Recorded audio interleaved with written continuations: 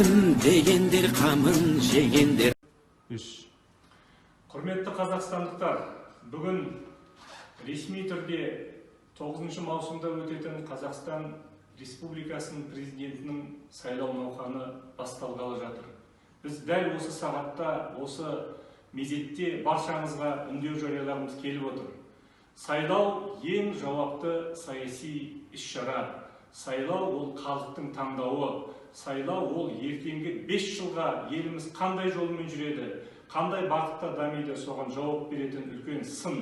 Сондықтан біз өзіміздің штабымыздың атынан баршаңызды осы сайлауға белсенді түрде қатысып, кандидаттардың бағдарламаларын зерттеп, оқып, көңілге тоқып, сыни пікірлеріңізді айтып, қолдасаңыздар, өз қолдауыңызды 9 маусымда сайлау учаскесіне келіп білдірулеріңізді сұраймыз, өтінеміз. Мен Әміржан Қосанов, 22 жыл бойы демократиялық күштер қатарында жүрген азамат ретінде, қазақ ретінде, ұлтшыл демократ ретінде осы сайлауға қатысуға шешім қабылдандым.